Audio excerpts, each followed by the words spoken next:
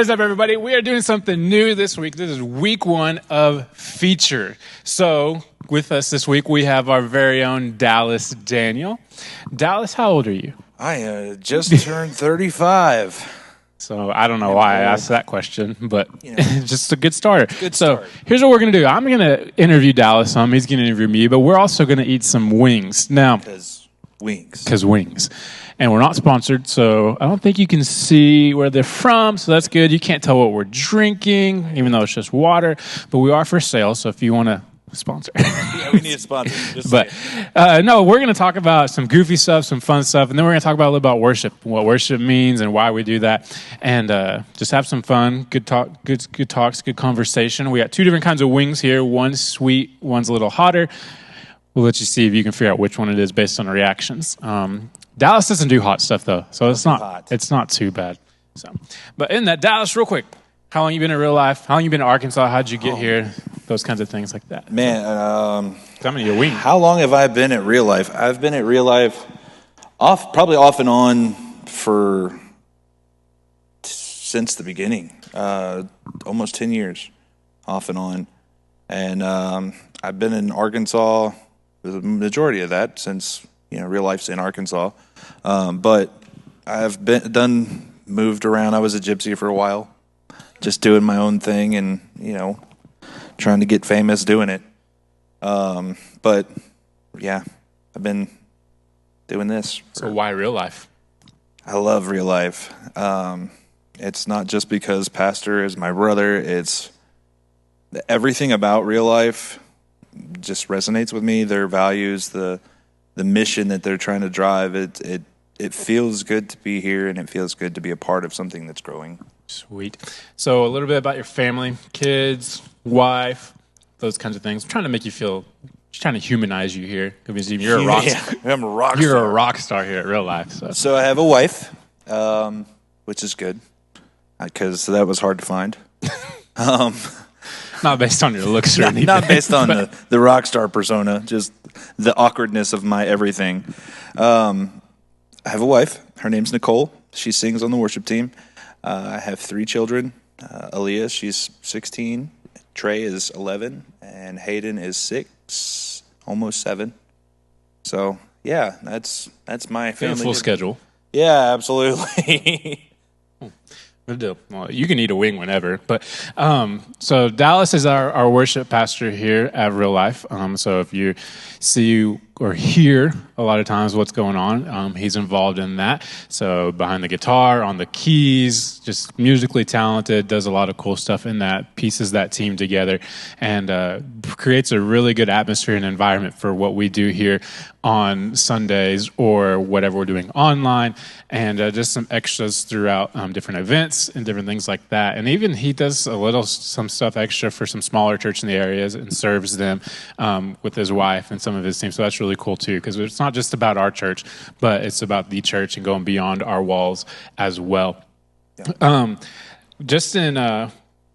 Well, you ate a wing and I ate a wing, so I'm going to do this. Okay. Since we both ate one, let's just do a question. Oh. There's rules. Yeah, we'll do that. Every time you eat a wing, you have to answer a question. Oh, man. This is new, so we're starting it. So we're just going to see what's up. Do you want to ask first? You want me to ask first? Well, since you've asked me the first 2 questions. Okay, then you can ask me one. These are kind of just more quirky. Some of them are kind of serious and whatnot. All right. Hold on just a second. Let's slide this right here so we have it available. So I'm going to ask you another question, though. Dip wings, fingers, or fork? Oh. I didn't pay attention. I'm a fingers guy. Finger looking good. Finger looking good all the way. Good deal. Gotta get dirty when you eat wings. Question. Okay. You ready for this? I guess. What 3 words would you use to describe yourself? Beautiful. No, I'll stop there. I would describe myself as confident, confident, and I'm trying to think how to word the second one because I don't want to use the word relevant because that's not, but hip with the kids. Hip with the kids. That's 3 words, or 4 words, but confident. Gosh, what would that word be? Confident. Knowledgeable. Maybe that's the way to put that. Third one, passionate. So Those are good. we'll just do that. Confident, knowledgeable, and passionate. So It's a good description. what about you? Three. Oh, Three man. that describe you. Let's spin it back on you. Spin it back on me. I would say passionate is one. Yeah, that's about it. No, I would say I'm pretty confident in what I can bring to the table, I guess. Passionate, I said that one already. That's two. Let's see. You're just that passionate. I'm just that passionate. And I guess quirky. It's a good one. It's good to be quirky. I'm kind of backwards too, so that's I gave you a bonus one. There we go. I like it. Sweet. Well, which wing do you like better? The sweeter one or the hotter one? I'm a wuss, so I like you the like the sweet sweeter ones. one? Yeah, I got you. yeah. Like, I'm going to ask you a question now. All right. Of course, I guess I'll probably answer it too in return, but ooh, I like this one. Is this the sell me a pencil one? It's not. I took the sell me a pencil one out. Good. But, I mean, if you want to go that direction with it, you could. If money were no object and you were guaranteed to be successful, what job would you do as a career? I would sell pencils. No, I enjoy what I do here, and if money were no object, I would still be doing what I do here. But like, I don't do it for the money; I do it for my congregation. So For the glory and the fame. yeah. No, we do it all here for Jesus. So I wouldn't change it, even if I made $1 million. Good answer. That's good. Because of passion. Passion. That's good. You got to flex when you say it. Passion. Your turn. I don't With that question. have anything to flex. But Yeah. Yeah, you do. You've been never working have. out. Not since all this started. I started going to the gym, and then I got sick, You did. I remember and then that. so I quit going, and then all this happened. And I'm like, can I even go to the gym? And they're like, no, you can't go to the gym. That's not allowed. So I have not, and I haven't done anything at home either. So But you're gonna go. I'm right? going to go. It's the Gonna thought that counts. That's right. So, no, if I could do anything and money were no object and I would be successful, I love what I do now also. But I copped out. I took the easy answer. I have always loved design since I was little when it came to designing shoes. And I just have to try and do something. I mean, I would at least want to chase it, but you're guaranteed to be successful, so it's not really chasing it, I guess. And then It's like the cheat code of life. but let's go. One step further. Yeah, let's spin it. I would design shoes with a purpose. They would make a difference somewhere, whether it's providing jobs or I guess they're all going to provide jobs. So it's But- kind of like Tom's shoes, where you. I wasn't going to drop pair, a brand, give a pair. but yeah. Oh, But You have to yeah, kind of like that. cross but, that one out. But better shoes than Toms. I didn't know people still wore Toms until I saw the other day that Rakuten was doing a promo. good old Rakuten. Name drops. Cashback. So, but I didn't know people were still even wearing Toms until I saw that. I'm eat a barbecue. I don't like to get messy and dirty, so I use a fork. So he's a And- forks only guy. Like anything, I don't like mud. I don't like to be dirty. I like getting dirty every once in a while. Mainly because I like the shower afterwards. I like hot showers, but yeah, So hot showers over cold showers. Over cold showers. I totally like melt your skin hot. Not me. Yeah, I'm sensitive. yeah. I want to sweat as I'm walking out of, out hate of the that. shower. That is one of my biggest pet peeves ever. I hate it so much to mow the yard, play basketball, get in the shower, and get out sweating still because I hate that so Yep. much. Yeah, in the summer I don't mind a mid to warm shower. I do cold showers a lot. I can't see when the shower starts getting cold. That's when I freak out and like jump out of the shower and Done! yeah, I'm done. Turn them Like off. everyone's complaining at church camps and stuff about cold showers and whatever. I'm good with it. So Church camps always have cold showers. do. every church camp I've been to. Always something with a church camp that's just The food was great the last time I went to the church camp. Like, Really? I mean, not like 4-star dining Where or was 5-star dining. where was that? When was that? I don't want to name drop anymore. When was that? The last time I went to church camp as a counselor or as like Just last time. as a goer. Is that it? A Tinder? Camper. Camper? There you go. Man, last time I went church camp I was 21. So 14 years. 14 years. Oh my gosh. So some of these that are watching weren't even born yet the last time you went to church camp. I'm old. Sorry. But I have shoes older than some of our students, so. And that's okay. It is. I have video games older than most of your students. And that's okay. We can affirm each other's decisions in this moment, no matter what our wives say about what we collect. We are collectors, and it doesn't matter what we collect. Yes. Moving on. Ask me a question. I'll ask you a question. Here we go. All right. Why is there fuzz on a tennis ball? Fuzz on a tennis ball. I would think because you got to have some spin. Yeah. Like that's part of the game. It's got to be able to have traction on the court To slow the and ball off the down. racket. Yeah, because if they hit those things at 115 miles an hour with the fuzz on it, so Yeah. those things are going to be zinging if they don't have fuzz on them. So And maybe that's what it is to control the speed a little bit. yeah, keep people Because from getting hurt. racquetballs. Yeah, racquetball is no fuzz. nuts. Racquetball is crazy, and nobody knows how to actually play it. No, you just slap the ball against the wall. Yeah, it's like tennis dodgeball indoors. But so we tennis dodgeball. I like it. so in college, I played golf in college, and one of the things we would have to do in the winters is our university had racquetball courts in the health complex.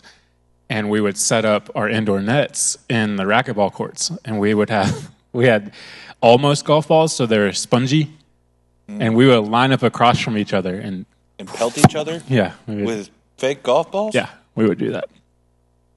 So. Wow. Yeah. Yeah. We do that.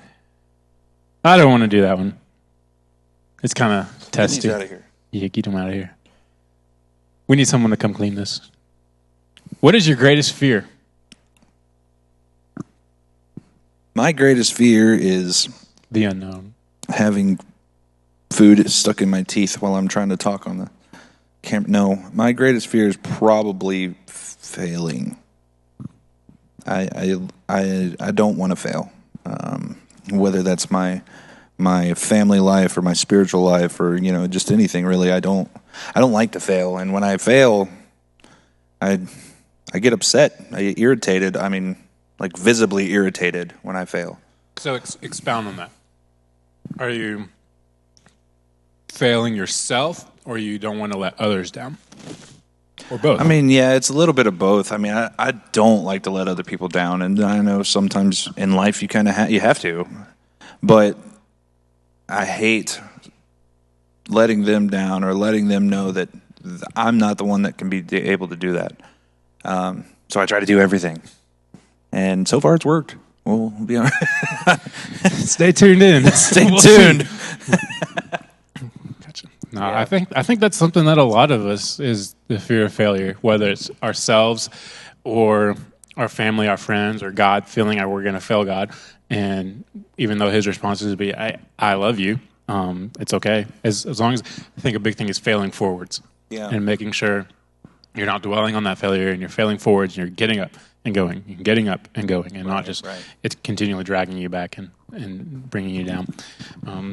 My greatest fear it's probably similar. Failures would be a big one. And I think the word I would describe more so is inadequacy. Just feel not good enough for whether it's for someone or for a task or for myself. I think that would be mine. And let's steer the conversation since we kind of hit a deeper question there. Worship. I mean, that's obviously a big part of your life. I mean, it's your role. It's everything. Yeah. And I think worship should be everything, depending on how we talk about it and we break that in. But to you, what is worship why do we worship through song? Just you can chase a rabbit for a second if you want. So, Man, because I'm gonna eat another wing. you may have to eat a couple. We have 30 of these. There's a whole lot There's a there. bunch. They offer stuff promo. So worship to me, aside from the things that you see on a normal Sunday, or you see the band up here jamming and getting down, and the congregation is going crazy, and worship to me is not that. Worship is making a connection with the congregation to where they can make a connection with God. That's my job, I think, as a worship leader. I think is to deliver a message that they can re-deliver in their own way, even back to God. Worship to me is also almost spiritual warfare. I have picked it up a lot that way, in the sense that I want them to understand that without worship, we have no weapons against the enemy. And that, to me anyway, that is one of our weapons that we have, that we are able to use against the enemy on a week in, week out, day in, day out basis. So, I think that's a really cool way to put that, is because worship has so many layers to it and avenues. But when you look at it as spiritual warfare, as a weapon against that, it's setting your atmospheres. Mm-hmm. And I mean, think about how often you've been going through a struggle, or you're hurting, or you're just not sure where to turn, where to go. And so you turn on music, because music is such, it is a vital part of our lives. Yeah. For sure. It sets the tone. Like when you get in the car, whatever you've been listening to is like setting the tone for what your day is about to be. Because I jam out when I'm at the gym. Right. Like heavy metal, not like Skillet heavy metal. But I don't do any of that anywhere else. That's kind of like my motivator, I guess, because it's something else. But sorry, carry on. No, you're good. So music is what we relate to, and it's all around us. Like, you can't get away from music. Mm-hmm. Like, if the world didn't have music, it would be silent. It would be crazy. Rooms without, think about when you're in a waiting room and there's no music, and just those awkward dead times. I love having music just playing in our house just whenever, because I don't like silence. And when you get silence, you start thinking and processing and all these things, and you get weird spots and get weird places in your head. And then music, but it has so many directions too. Yeah. And it can either bring us up, it can bring us down, it can amp us up, it can all these different things. But I think as spiritual warfare, it's setting a tone for what you're moving into, and being able to, worship songs, their prayers, their anthems, their scripture. There's just so many things that those words, because some people may not feel confident in praying and knowing what to pray in those things, but they know the song has the words that they're wanting to come out with. So that. What he said, that. I'm going to take his job. So. I'm no good with words. No. At all. No, I think it's crucial. I think, worship's biblical. Mm-hmm. All throughout the things that we look at.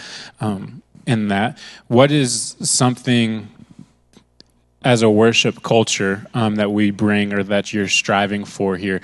What is a standard or something you're continually, you mentioned you're relaying it to the congregation so they can relay it back to God. That's a great way to put it, I think. But what is something in that, whether it's in your prep, or how do you pick a song, and how do you get those ways in worship? Song choice to me is a lot of weight for me. And I'm in prayer.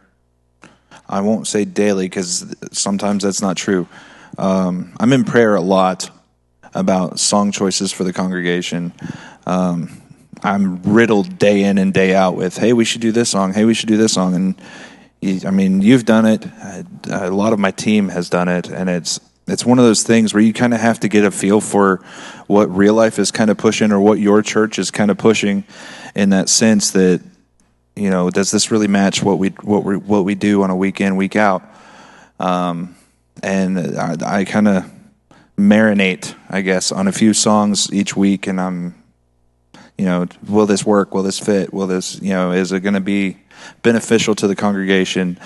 So that's kind of my, I guess, song planning preparation. What are your favorites? Favorite songs? Mm-hmm. Oh, can we go like by decade? Sure. Because I'm old. 70s. I'm not that old, I promise. No, but there is a really old song called "Oh Lord, You're Beautiful" by Keith Green, and Keith Green is a great story. If you don't know who Keith Green is, then I've got a book that you can borrow that's just about his life. It's good stuff. And you need to read that, or just look up Keith Green and follow that story and his testimony and what it's so good. So it's called "Oh Lord, You're Beautiful." Super simple. A lot of the worship songs, well, we call it modern worship, but a lot of the songs were just simple prayers, just over and over and over again. So that being my oldest favorite, I guess, in the worship setting or worship genre. Newest favorite song, probably "Graves in the Gardens." It's just fun to sing and play and yeah, have a good time with. Which you like more, singing or playing? Probably like when I first started, I enjoyed singing, but I'm extra introverted a lot, and as I get older, I want more people to kind of do what we do on Sunday. I want people to sing. I just want to kind of sit in the back and watch it all unfold. That would be an ultimate goal of mine, is to get my team to where I feel like we can push that every week. And I think we're getting there. I just think that we just need a little more time, and I enjoy singing still. But so yeah. As leaders, something that we're continually being encouraged to do, and in those ways, is to start grooming the person to take your spot, as a way to put it. Who is the next you? And so as you do that in a team, like, what does it feel like for you when you have a Sunday where you sit back on a different instrument, like on keys or something, and you get to watch other people lead? Like, as you watch people groom, or they come through a process, and you saw someone start back here with their faith and with their abilities and their talents, to get to a spot to where they are leading hundreds of people on a weekend, and thousands when you include online or whatnot on a weekend, from their confidence and the things that they're just growing in. So my perspective from an instrument point of view, like on a Sunday, I don't really pay much attention during worship. I try to focus on what we're doing. But in the playback, like when we watch the online stuff, or when my wife and I sit down and we're being overly critiquing, I guess, sure, we'll use that. I like to just watch the whole band, not just vocalists or not just the leaders of that week or whatever. I like to watch the whole band and how they've developed over the time, and we've put in a lot of traction in the last year, and I think it's awesome. It's going to be good. We're good. I like it. Cool. So I'm gonna let's ask one or two more questions. Here. We'll wrap this up. I got you. You got me. Okay.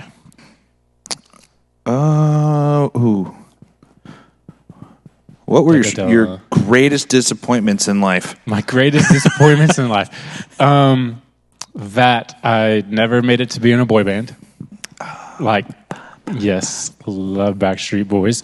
That was a dream. I'm telling you, dude. Like, in first grade through fourth grade, I had notebooks and folders of songs written, friends that were going to be included in the band, whether they were singers, background dancers, roadies. Like, I had it planned out, and that never came to fruition.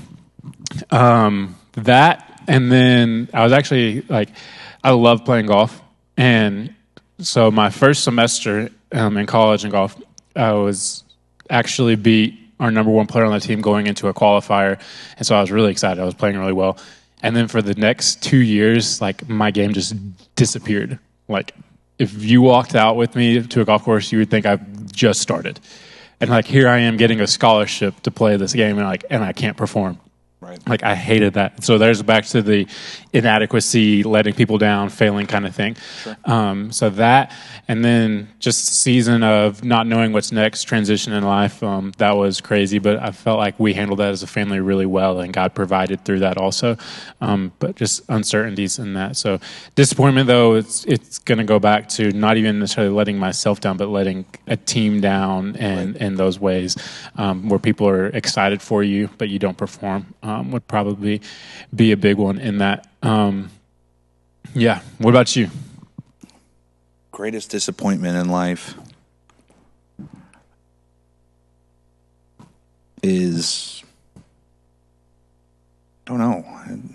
That's kind of good though. I don't get disappointed very often. I mean, there's times where I'm like, oh, that kind of sucks. But you know, I'm always been that guy that kind of just, okay, well, that didn't work, so let's try something else, or you know, and there are times, but I don't really have anything that sticks out in my head that's like, this was like a big disappointment. I mean, I failed A&P science 3 times in my freshman year of college. Anatomy and physiology.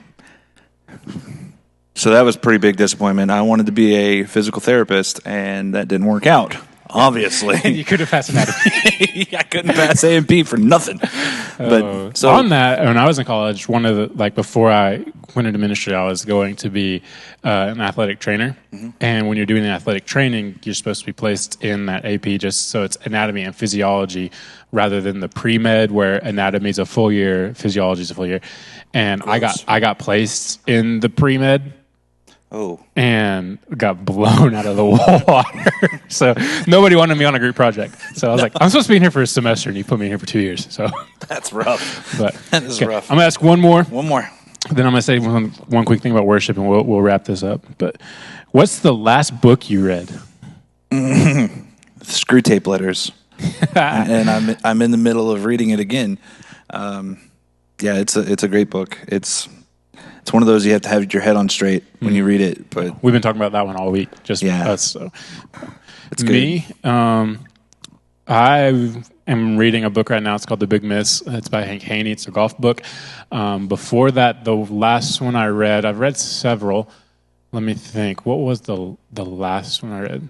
The last one was I reread Carl Lentz's book, Owning the Moment. And so I think that was the last one I read in the last month-ish. So I've been doing a lot of classes, though, like doing some Old Testament, New Testament survey, review kind of stuff, what I've been doing in that. So that's the last book. So worship leader, you do a great job. We are thankful for what you do here. We're honored for what you do here. And if you are interested in serving on the worship team here at Real Life Church, send us a message. Let us know. We'll walk you through that process. Whether that's on a Sunday morning or a Wednesday night, we would love for you to do that. And one thing I do want to leave you with when it comes to worship is this. Worship isn't just something that takes place on stage. It's not something that just takes place at church. It's not just songs. Worship is what you do in your daily life. It's what you put on display and how you put God on display every day. Worship is whatever you think is worth it. And in that, it's your schoolwork, putting your best foot forward in that, and honoring God in that, doing the best that you can with whatever talent you have, whether it's being an athlete and playing basketball, or it's someone in band who's good at the cello, or you're a mathlete, whatever it is doing the best you can to bring glory and honor to God and letting people see Him through that. So don't think just because you're not a worship leader on stage, you are leading someone in worship somewhere in your life. So don't let yourself ever forget that. We're going to sign off here. We're going to send a poll out here soon to let you know the options for the next person to be featured. We're going to replace Dallas with someone else. And so when that goes up, vote for it. We'll get them in here and we'll ask them some questions. If you got a question you want to ask someone, send it in. We'll ask them as well. But we're going to finish these wings. So we will see you guys later. Take care.